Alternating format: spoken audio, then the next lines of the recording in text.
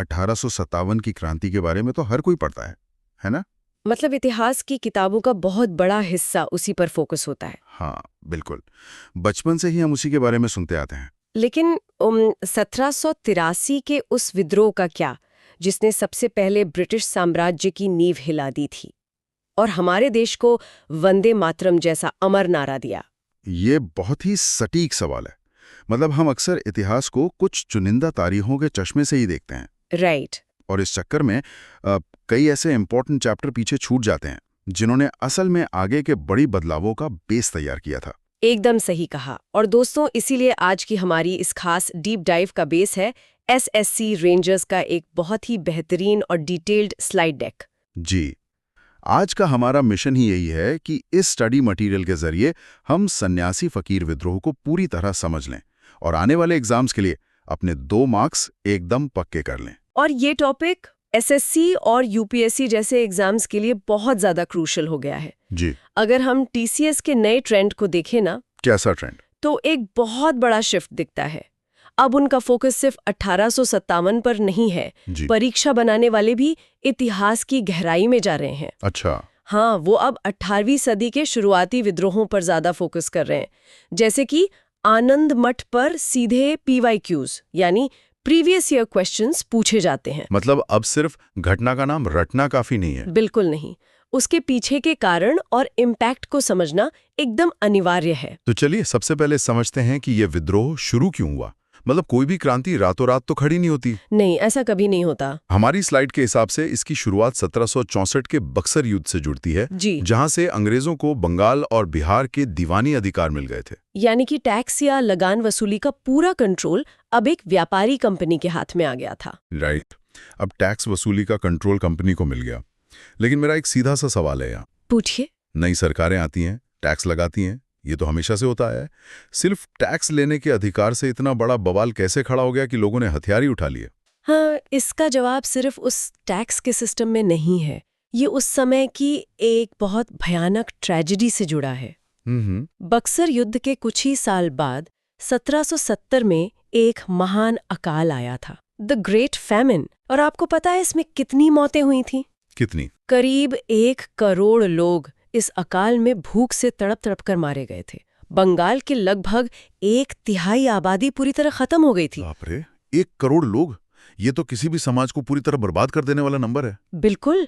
और ऐसे टाइम में किसी भी जिम्मेदार प्रशासन का काम होता है राहत पहुंचाना। सही बात है। लेकिन ईस्ट इंडिया कंपनी तो कोई सरकार थी ही नहीं, वो तो मुनाफा कमाने वाली कंपनी थी। उन्होंने रिलीफ देने के बजाय उसी अकाल के दौरान अपना टैक्स और बढ़ा दिया। अरे बाप रे, मतलब क्रूरता की भी हद है। उन्होंने किसानों से जबरदस्ती अनाज छीना होगा, हाँ, ताकि वो उसे ऊंचे दामों पर बेच सकें। 1 मिनट, मुझे यहाँ थोड़ा कंफ्यूजन है। क्या हुआ? भूखमरी और बढ़े हुए टैक्स से परेशान होकर किसान विद्रोह कर दें, ये तो समझ आता है। लेकिन इस विद्रोह का नाम है सन्यासी और फकीर विद्रोह। राइट। सन्यासी और फकीर तो वो लोग होते हैं जो सांसारिक चीजें छोड़ चुके होते हैं ना, है ना? उन्हें खेती या टैक्स से क्या लेना देना? वो क्यों एक कंपनी के खिलाफ लड़ने लगे? ये बहुत ही लॉजिकल सवाल है। देखिए, उस समय जो सन्यासी थे, खास तौर पर दशनामी संप्रदाय के नागा या गिरी साधु, और जो फकीर थे, हाँ, मदारिया सूफी संप्रदाय से, वो समाज से पूरी तरह कटे हुए नहीं थे। वो ग्रामीण इकोनॉमी का बहुत इंपॉर्टेंट हिस्सा थे। वो भिक्षा और दान पर निर्भर थे। अच्छा, तो जब अकाल ने किसानों को बर्बाद किया तो उनका दान भी बंद हो गया। एग्जैक्टली।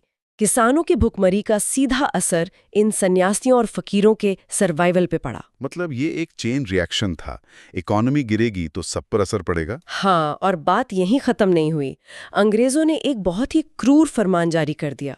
उन्होंने सन्यासियों और फकीरों की भिक्षा मांगने की परंपरा पर ही बैन लगा दिया। ओहो! इतना ही नहीं, उनके पवित्र तीर्थ स्थानों पर जाने पर भी रोक लगा दी और उन्हें ऑफिशियली लुटेरे डिक्लेयर कर दिया। ये बैन तो ऐसा था जैसे एक जलते हुए जंगल में हवा का तेज झोंका। एकदम सही उपमा दी आपने। मतलब अकाल से जो गुस्सा बन रहा था उसका कोई निकास तो चाहिए था ना।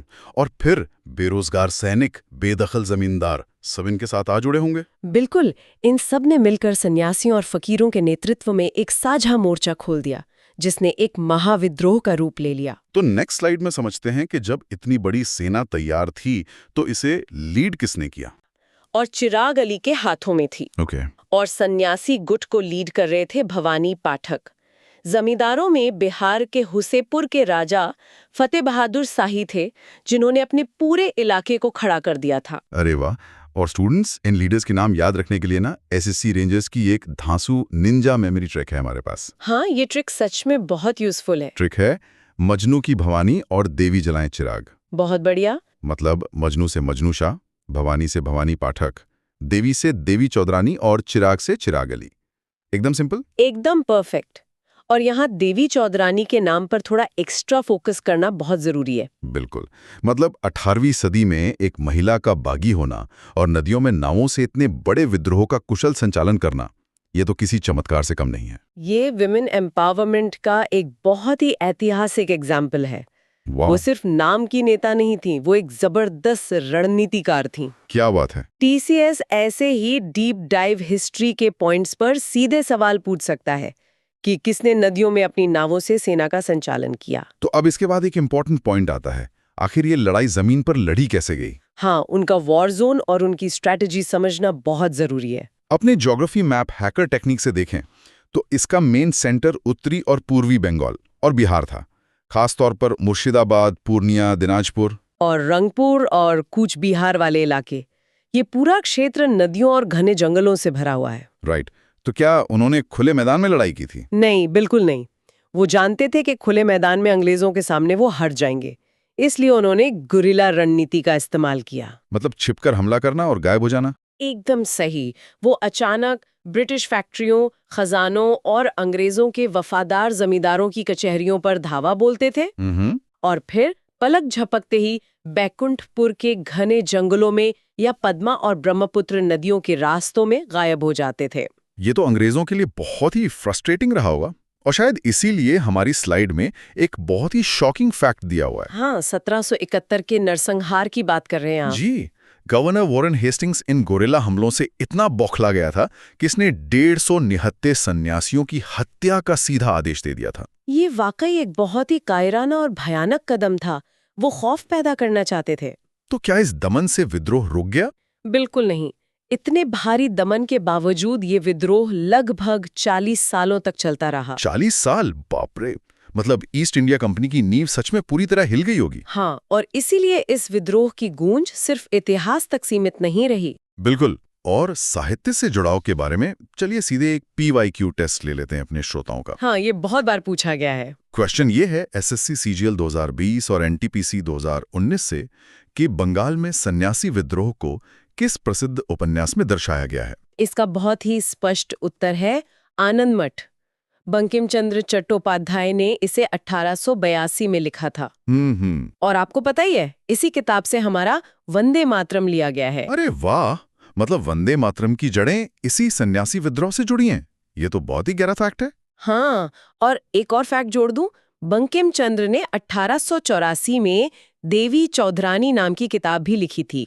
राइट। तो दोस्तों, आज का चैलेंज आप सभी के लिए ये है, आपको बताना है कि आनंद मठ किस वर्ष प्रकाशित हुआ था। ऑप्शंस दे देते हैं। ऑप्शंस हैं 1770, 1857, 1882 या 1884।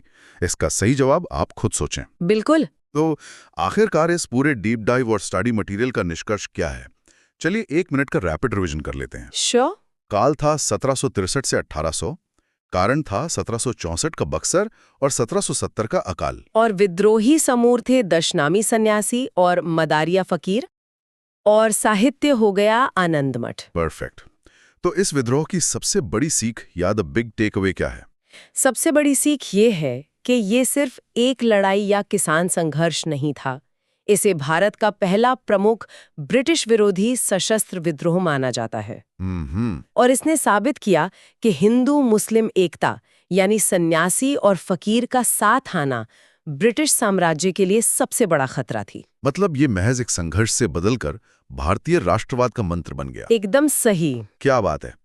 तो दोस्तों, सन्यासियों के पास ना कोई पैसा था, ना कोई आधुनिक हथियार, फिर भी वो 40 साल तक अंग्रेजों से लड़ते रहे। सच में उनका जज्बा देखने लायक था। कि जिद है सिलेक्शन की।